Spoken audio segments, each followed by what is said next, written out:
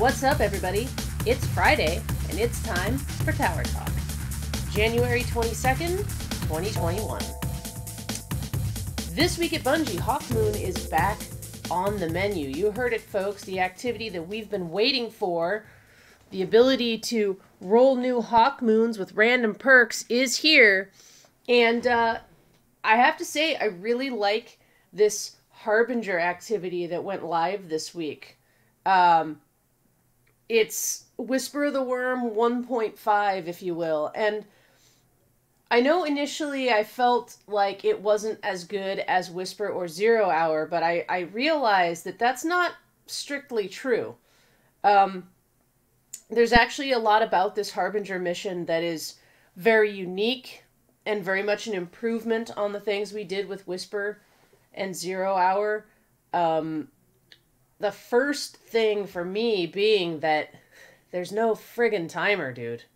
And I'm so glad to see that timer go. And I realize in my head, when I think about 0 Hour and Whisper, a lot of what is creating that feeling for me is that, you know, you had to be on it. You had to be perfect because the clock was ticking. And once I wrapped my head around that, I realized that the Harbinger mission, like, I like the trade that we went from a timer and, like, more extreme traversal difficulty, let's say, to not having a timer and having really challenging enemies, really challenging spawns and setups, and no timer. So not only can we explore, but there's not that arbitrary pressure, right? We've talked about that before, how that timer is so arbitrary and we would like to see it go.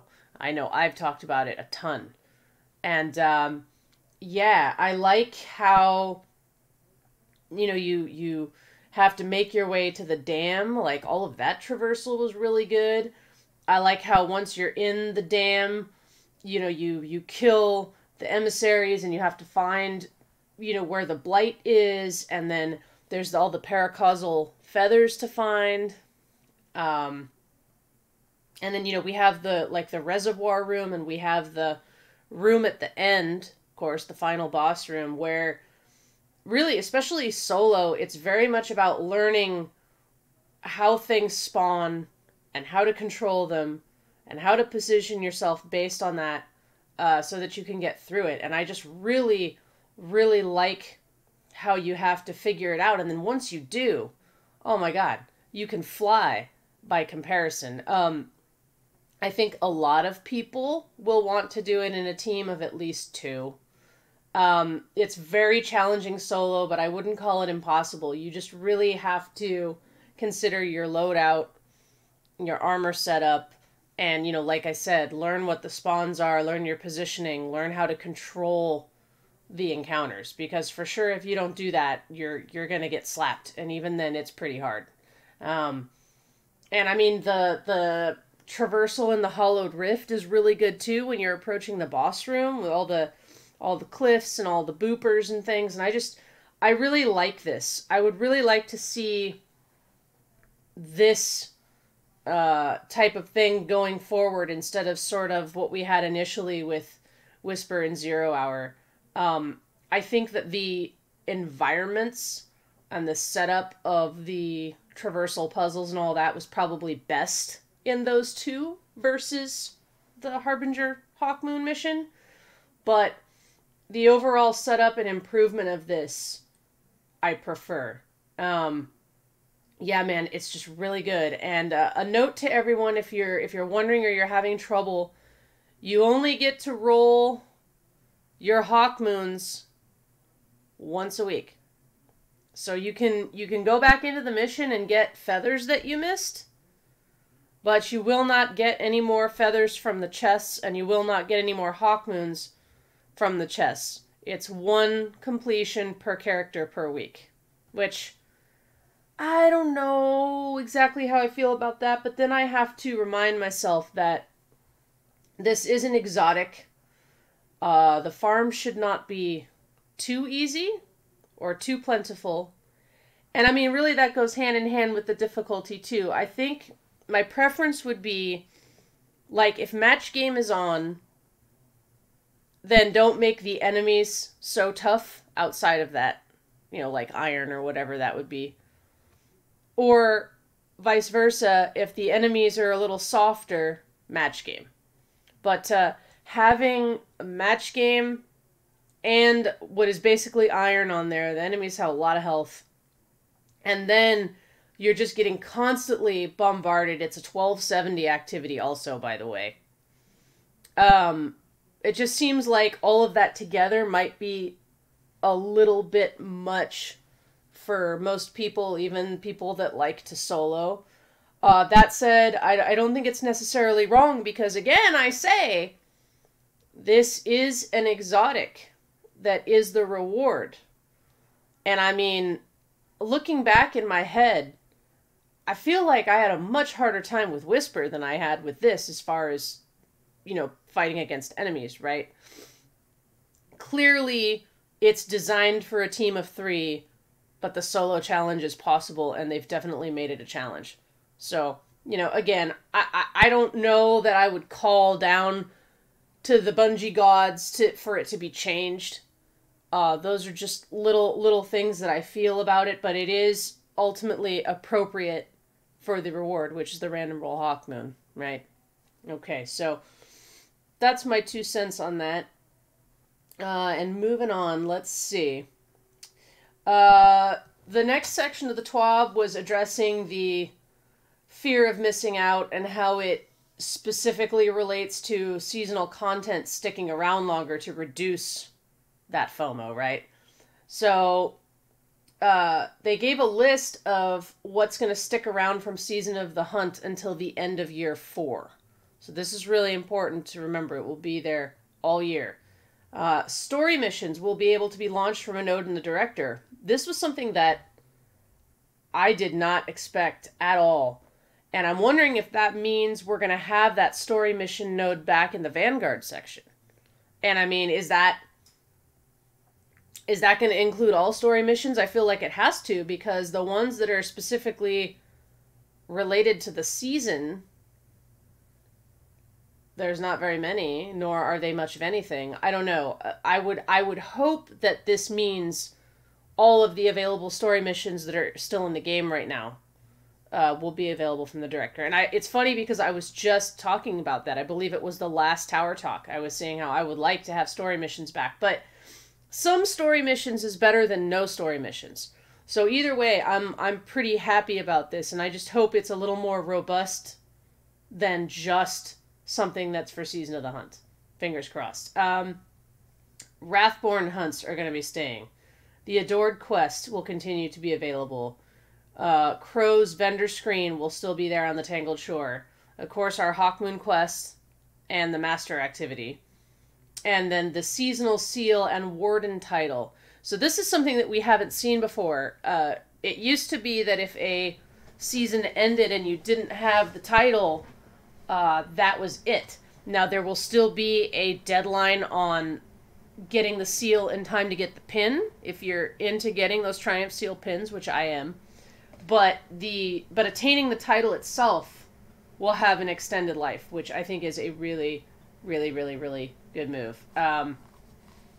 Let's see. Things that will no longer be available at the end of the season, and this is also important. Crow's bounties, so that's an example of stuff that's going to go. The messages from the field, I think that's referring to the stuff we hear in Zavala's office. And of course, the seasonal artifact on the Season Pass reward track.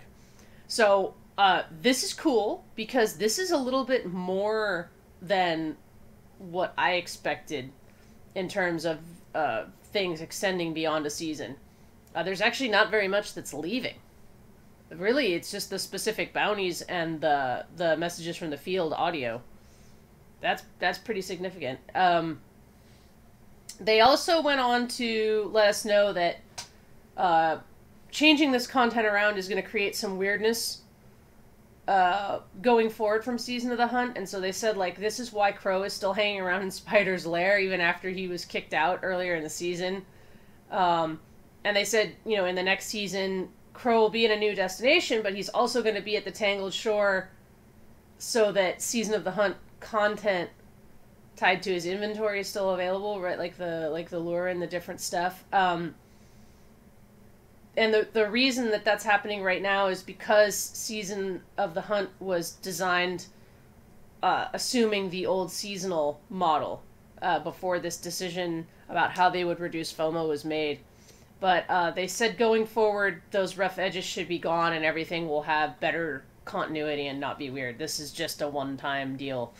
And this was the news that I kind of hoped you would hear. Did not expect to hear it this soon. Umbral engrams are going to be returning, and since the system was so well received by the community, Bungie's decided to do some tuning and bring them back for Season 13 as well as future seasons. So that Umbral system is going to be ongoing. They said that while the new seasonal activity will always provide the fastest path to earning new rewards, they want to ensure that regardless of how you spend your time, Umbral engrams will allow you to chase new rewards. So the list of activities that will give you Umbrals upon completion are going to be Patrols, Strikes, Crucible, Gambit, The Ordeal, Public Events, Blind Well, Nightmare Hunts, Exo Challenges, Empire Hunts, and the seasonal activity, whatever it is. So that's a pretty robust list.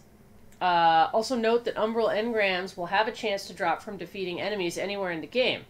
So even if you're not grinding that list, you'll still be earning Umbrals. They also said that while it was fun to watch Umbral engrams rain down on players in Season 11, the drop rates were higher than expected, so they are going to rebalance that drop rate. And I'm all for this, honestly, because as much fun as that was, I do think that we gained our gear too fast. And then you were just constantly having to deal with Umbrals to the point that your 10 engram slots were completely full, and then it was just causing havoc with the Postmaster, right? So I'm cool with that.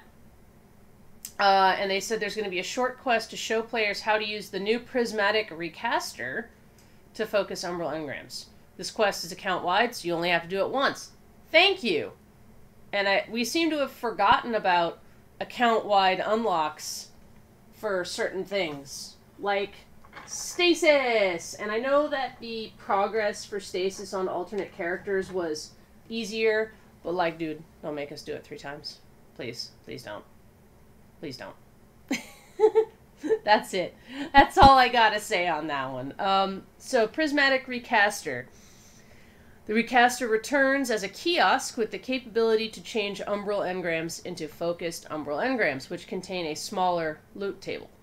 Because Umbral engrams are here to stay, the new Recaster will have different pages for each season, and you will be able to focus engrams to the season of your choice. That sounds dope. Not gonna lie. Once you have used the Prismatic Recaster to focus your engram, you will need to take it to the Umbral decoder to claim your new reward. So we're all familiar with that system. Everyone that was around for Season 11 knows how that works, which is great. Note that the Wrathborn rewards will not be featured in the Recaster in Season 13 because players can still use the Wrathborn lure to chase specific weapons and roles. So that's the one exception. This is interesting too. Prismatic Lens is a new way to unlock different focusing options for your Umbral engrams through a new reward called Prismatic Lenses. It'll unlock a new focusing option so that you can target a narrower collection of gear or target specific armor stats. So that's still another thing that we're kind of used to with how we're doing content right now. You will be able to earn Prismatic Lenses by doing various activities, and you can track your progress toward unlocking lenses at the Recaster. So, and then they don't elaborate anymore because they don't want to spoil everything. But anyway, I'm pretty psyched about that because I enjoyed that system as a way of chasing loot, and especially with sunsetting as it is and stuff, it's a very straightforward path to trying to get what you want that requires some time investment, but not anything insane. It's just a really good system. They definitely hit on something there, and I'm hoping that the tweaks will lean us more toward, you know, like what all of us kind of wanted out of Umbral engrams that kind of wasn't quite right the first time. So, yeah. that's going to be really great. There's a whole section about titles and how you'll be able to guild them. I encourage you to go read that. I'm not really going to go into it. It's not high on my priority list, but it sounds really neat for those of you that will care about it. The titles that will have guilding available will be for the core activities: Trials, The Ordeal, Crucible, and Gambit. If you're wondering, those are the ones that are going to have this guilding process. Let's see, what else? Currently investigating issues surrounding the completion of certain triumphs related to the Warden title, and will adjust the code claim and seal pen purchase deadlines accordingly. So if you're worried about that, don't. Bungie's on it. I did see, it was yesterday, that the Birds of a Feather triumph has already been fixed. That's the one for a full fire team of 3 completing the Harbinger mission with Hawkmoon equipped. All 3 players having Hawkmoon equipped. And, you know, can confirm it was busted. Supposedly it's fixed now, so hopefully I can get some friends to run that with me. And yeah. That would be great, because if I do that, my Warden title is unlocked. Oh yeah. Another pin for the trophy case, my friends. Let's see. What known issues do we want to call out? They know that the Lightseeker Triumph isn't unlocking. That's the one for claiming all 5 feathers in the Harbinger mission every week. They mentioned Birds of a Feather. We know that's been fixed. The Blight Orbs left behind by the High Celebrant won't open portals if they're shot by sidearms, so don't use sidearms. Save yourself some trouble.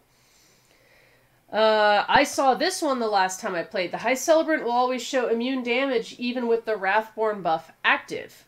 The High Celebrant will still take the proper damage if the buff is active. This will be resolved in a future update. So don't worry. As long as you're standing in that well, you're damaging him, even though it says immune. And I can attest to this. I think it might have even been in the last stream that I did. It's probably visible in there. You are still doing damage even though it says immune, as long as you have buff. The Wrathful buff, I think it is. Anything else important in here?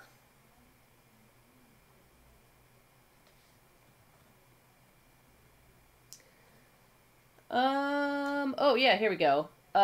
There's some raid-specific ones. So the Augment Lockout timer occasionally resets during the final encounter against Taniks. Garden of Salvation, sometimes the wrong tether box gets tethered during the final encounter. And the plates in the puzzle room during the Shuro-Chi encounter in Last Wish sometimes won't work if a Titan Ward of Dawn or Warlock Well of Radiance touch them. So just keep that in mind. Okay. Now, there was also Hotfix 3.0.2. I think most of the points we covered from the Hotfix preview were all in there. They did get more specific about changes to the Deepstone Crypt, and I have to say, friends, remove your hats and pour one out for the Infinite Shelter glitch during the Sparrow encounter. It no longer works the way that it did. I think all of the out of bounds were patched, so pour one out for being able to have a scanner and operator in the basement at the same time. And the door breach to go damage Atrax's health vessel, the captain in the hallways. I believe the way they address that is that that captain is like immune or something, except when Extinction Protocol is active. Now, I have yet to actually go test that one, but supposedly that will no longer work. Like, you can still breach the door, but you can't damage the captain. So don't bother. Really not a big deal, though. Like, I'm not sad, I'm not upset, because we had our fun with that, and there's a lot of good reasons to patch those kind of things, including, in the case of the out of bounds, memory leaks, rendering problems, all kinds of weird stuff. Hey, Atrax is not that hard to do legit, so I'm not going to cry. I'm annoyed at the Sparrow one only because it takes longer, not because it's really that hard. Although I hear, a little birdie told me that there is a new way to do the infinite shelter glitch, which I'm not going to detail here, but you should definitely do some searching and look for it. Problem is that if you're by yourself, it can be pretty unforgiving. It's kind of a one chance to get it right sort of deal, or you have to reload. Okay. So that's the deal with that. And last but not least, weapons I'm enjoying right now. This is kind of a weird one, because I don't have any new current outside of sunsetting weapons to talk about. The one thing I'm really enjoying the crap out of is the Kindled Orchid hand cannon. I pulled it out of my vault the other day because I needed void kills and strikes. And I just thought, oh, I'm going to use that. I like that gun, I'm going to use it. And, I mean, it really is too bad that Kindled Orchid is sunset, because after the changes that were implemented to hand cannons, you know, with the animations and all of the tweaks to the RPMs and different stuff like that, Kindled Orchid was always a good hand cannon, but I wasn't, like, in love with it. Now, that gun feels so good, and I'm having so much fun using it. Like, it's been my go-to when needing void weapon kills and strikes, or just, you know, any bounty I can do outside of a power-enabled activity, ever since I picked it up that day. It just feels so good. And it makes me really, like, hope that it and the rest of Black Armory will get reissued someday, because that is really an outstanding hand cannon. It always was, but now it feels better to me as a player. I really like the way it feels now, so I keep taking it out. Like, I keep not taking Recluse out, and I keep using Kindled Orchid. So, hey man, look, I use the heck out of the Recluse, so I don't feel bad. And she'll be my baby again, outside of power enabled, but I gotta enjoy some of my other fun toys that I hung on to. Like, that gun will definitely be staying. I'm not gonna delete that one. Alright, folks, well, that's gonna do it for this week's Tower Talk. Until next time, stay safe, be excellent to each other, and I will see all of you Starside.